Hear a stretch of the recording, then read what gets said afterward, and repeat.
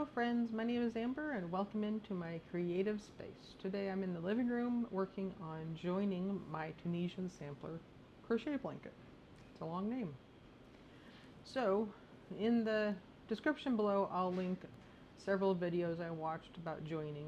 There are several different methods, and the one I decided on,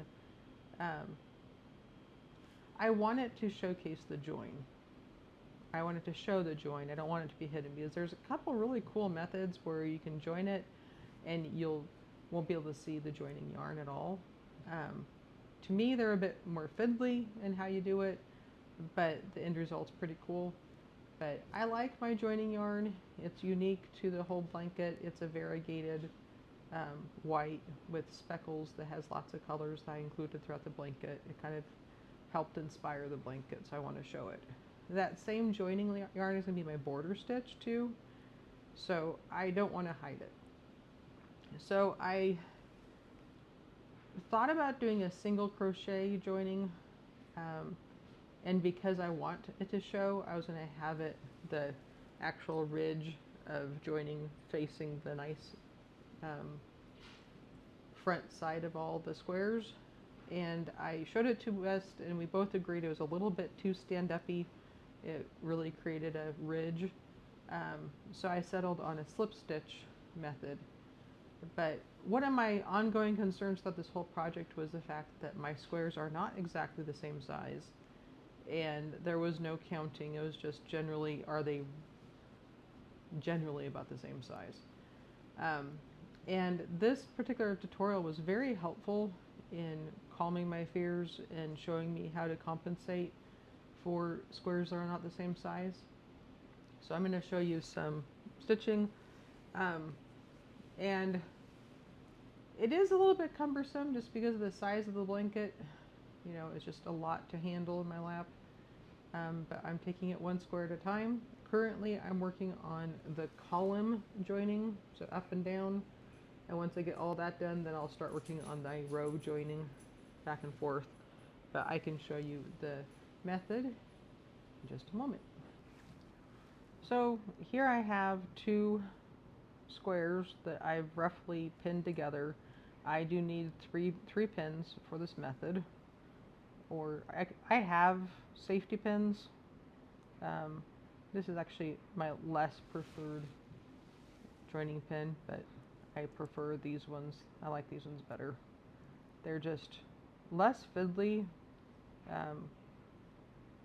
Where this goes in, this is easier to use. And yes, that's a Toby nose. I am definitely blessed to have a dog that enjoys being in my lap and enjoys yarn and burrowing in blankets and just being in the middle of everything. So I find my two corners. So I always put 4 stitches in my corners so you can find them. I stack them on top of each other, and then I just eyeball, I want to say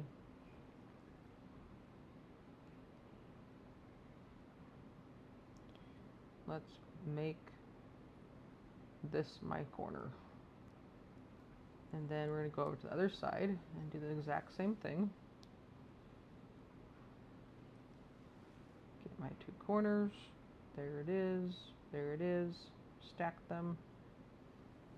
And start looking at stitches. Where a stitch is lining up nicely. Looks like here and here. So, with these arbitrary corners pinned together, the work pulled apart, roughly, where's the middle? Here. So, with these 2 pieces together, I'm going to pin that together.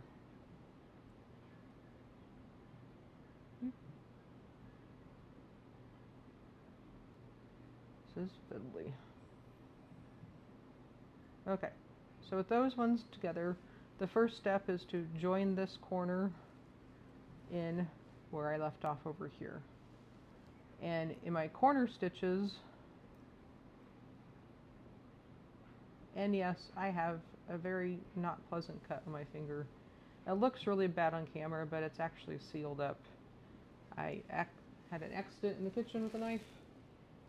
I was trying to cut open a package of meat and it went past my, it actually opened the package but also opened my finger.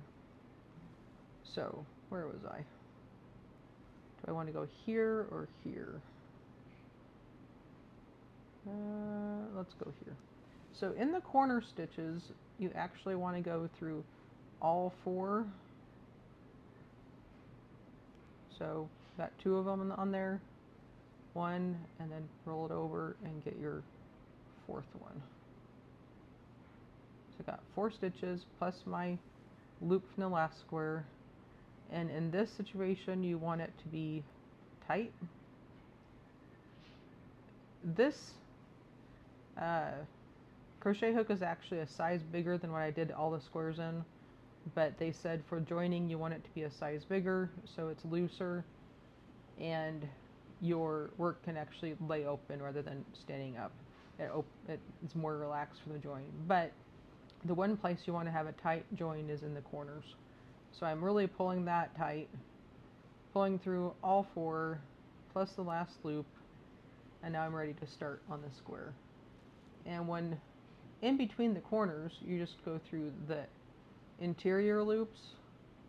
So you leave the outside loops down and you just do the interior loops and you bring through and you slip stitch. And you do 2 or 3 like that, and then you go and you start comparing your squares. So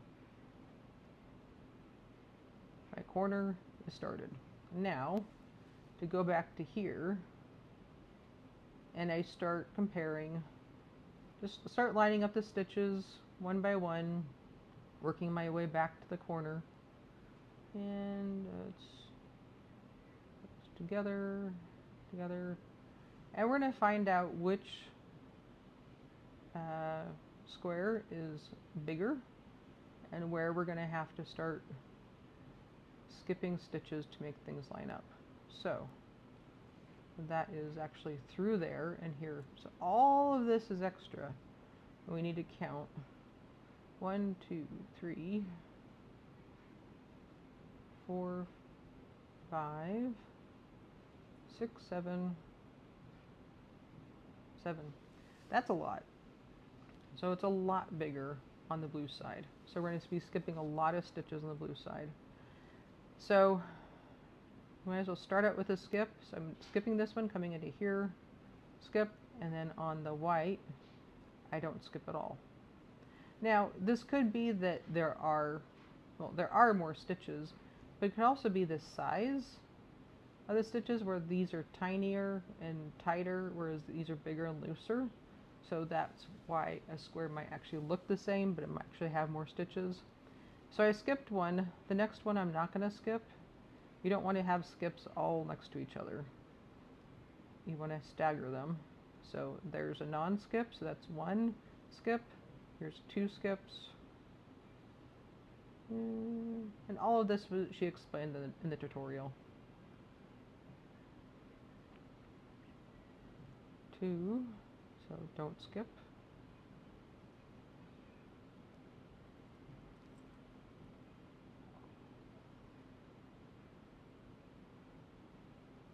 And then 3.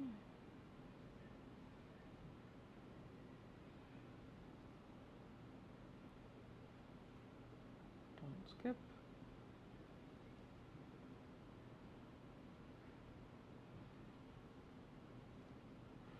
4. Yeah, the blue stitches are a lot tighter and smaller than the other ones.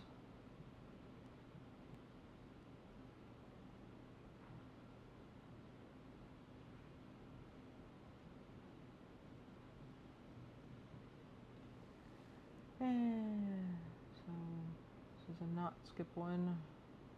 I'm not going to be able to get them all in there by skipping every other one, because I'm already up next to the stitch counter, or the stitch marker. So I'm going to skip, and here we are. So supposedly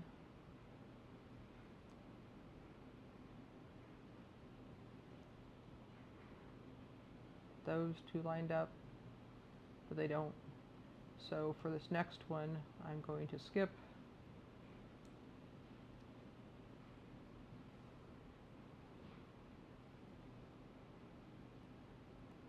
and go into here.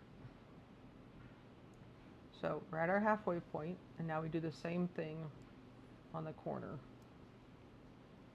We line them up and count backwards. It's not even counting backwards, it's just matching backwards.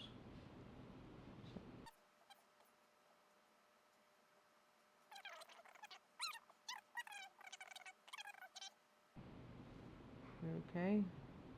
Nope, not that one. Go back one. So all of this is extra. So yeah, let's just do every other.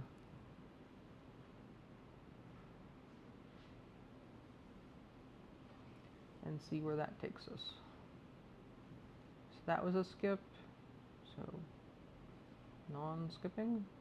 So in what we're doing is gathering the blue square to become this similar size as the white square, whereas the white square is just laying out flat with no gathers. This is the most extreme example I've run across so far about size differences between squares. Most of them are maybe 3 or 4 stitches different. But I had a feeling that this knit square was going to be a little bit of a challenge to do anyways. Just because it's likes to curl and it's so dense.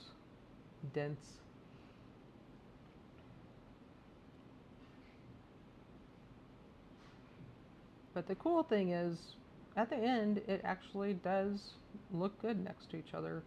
And it's not really obvious that a bunch of things were skipped on the blue at the end of the day, which is, I think, kind of miraculous.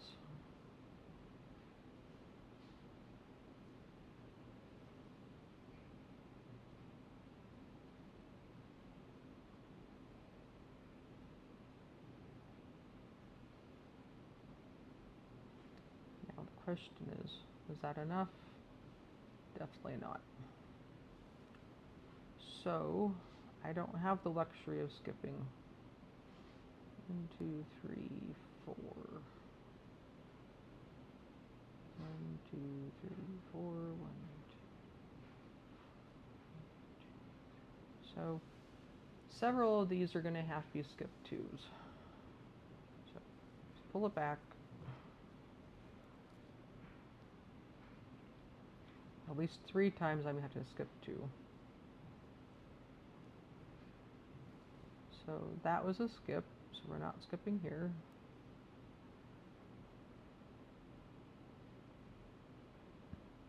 So skip 2 and come over.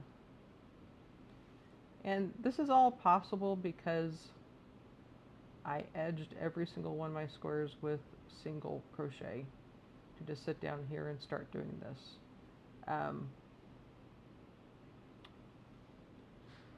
In the tutorial for this slip stitch joining method, she suggests putting a line of single crochet over all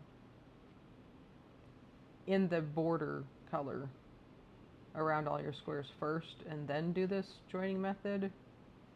And it just makes it look, your eyes, I don't know, it's a wider border and it's supposed to look better, but I had absolutely no desire to go back and add another row on all 60 of my squares.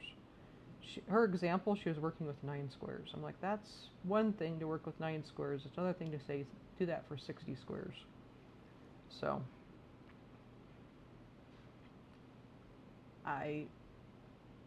even though part of me says I think I would have liked it better if I had taken the time to do that, but I'm to the point where I just want to make progress and be done with this and have it accomplished. So, I don't know.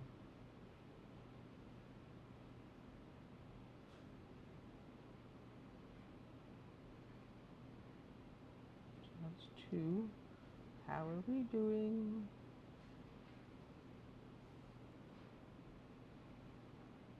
really need. Another method also is just to hold them together and just see what's lining up with what. I did that with another square that had a lot of things I needed to skip on, and it worked. It was just, I prefer the whole counting method. But when it's this extreme, sometimes you just need to hold it together and do it. And that's going to line up there. Then we're going to be skipping here.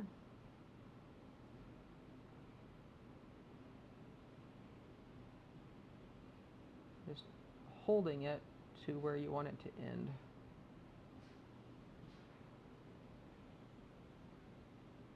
Come on. Sometimes when I go through, I get too many on my hook on the other side and have to back off. Now I think we're almost lined up.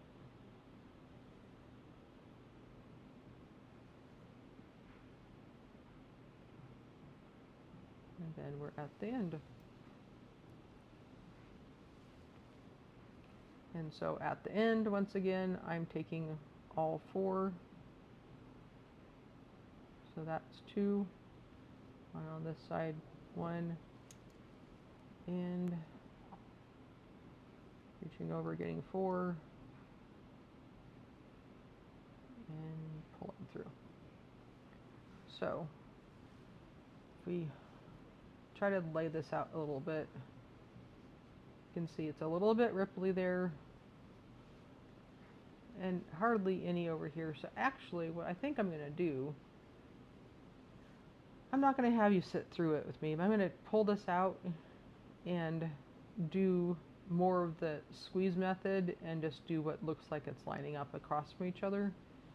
So let me do that and bring you back. Okay, so I've redone it, and it turned out that basically every single one I had to do a skip.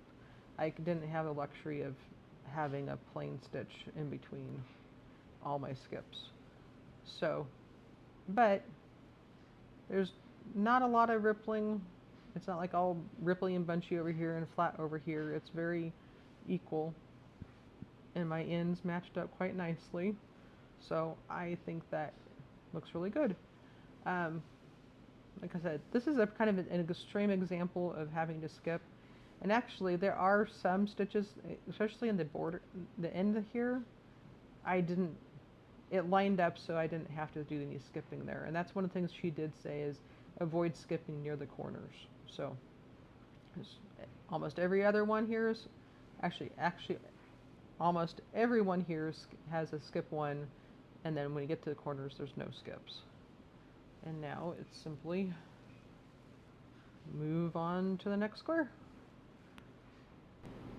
Yes, this is what it looks like. A lap full of blanket, a puppy, a tripod trying to show you what's going on. This is the joy of YouTubing. So I'm going to continue working on the columns. I'll bring you back when I start working on the rows. So I've started on doing the rows, and the main difference is the corners are tacked down for me now, and so I'm just trying to find the center. And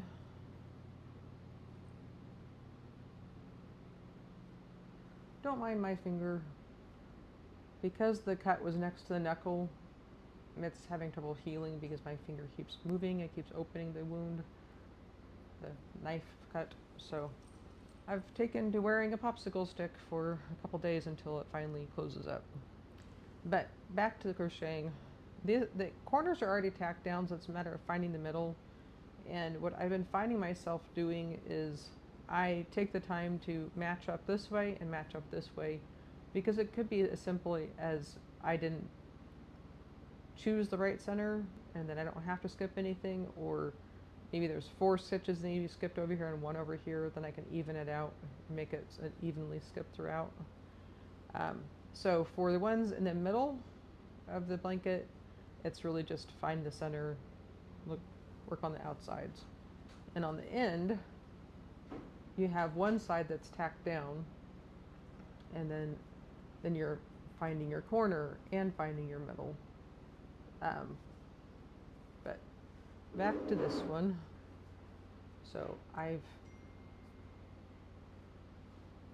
chosen a center. Let's count out.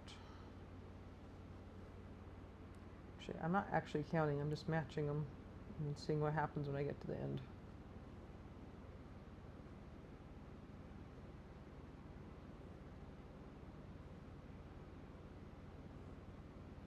But the popsicle stick definitely slows me down. Don't realize how much my middle finger has to do with crocheting until I don't have it. So I have 3 extra white on that side.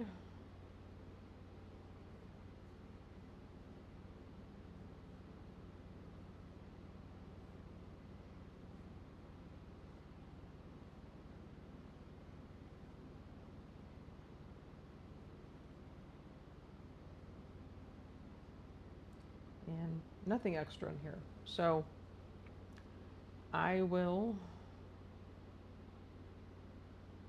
move this over by 2. 1, 2. And just know over the course of it, I'll skip one here, skip one here, and skip one here, and then I'll be good. So let me put this together and I'll bring you back when I get to the seam.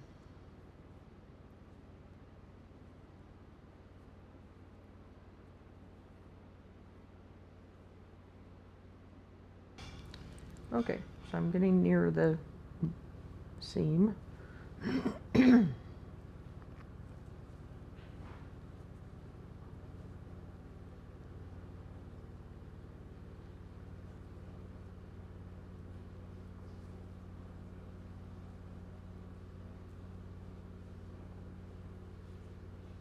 it gets a little bit tricky just because we have this thing to work around.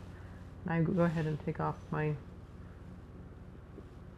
safety pin from the other side so I have more free access between the other 2 squares.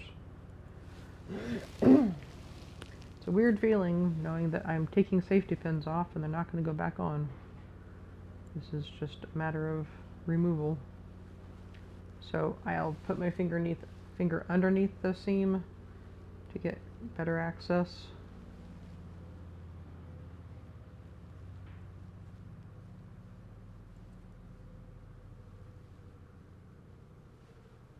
And then in the corners, they say go through 2. I still have one more before I'm actually at the corner. I don't see how I can necessarily go through. I don't see the corner anymore. Just trying to choose the 2 is challenging. So I just go through several.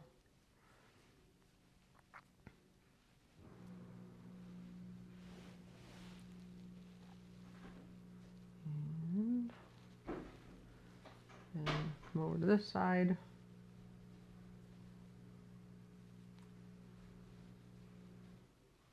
And there we are.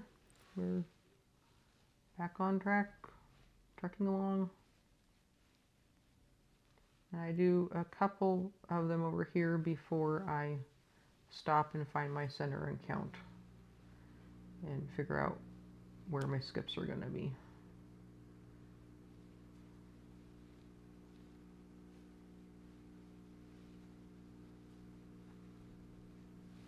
So there it is, and you can see it has the seam going this way, and then this seam is on top of the other one, so it has just over it. Sometimes it's more noticeable than others. Depending on the color of the squares, they'll stand out more. But now I'm just back to where I was before, and I have a square that's tacked down on the 2 corners. I'm going to find my center and go forth.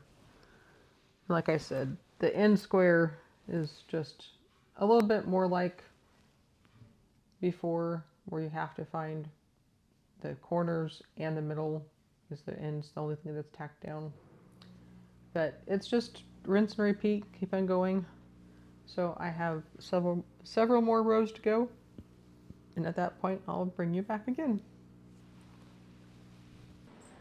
Late one Thursday evening, the joining's finished. Yay! Yay! So, the next step is to work on the border, and I have plenty of yarn. The joining didn't even finish a skein. It's a floppy skein now, but it didn't finish one skein. So I have plenty of yarn to work with. So stay tuned for the border and the finishing of this project. Until next time, I hope you have a wonderful day, and feel free to like and subscribe. Bye!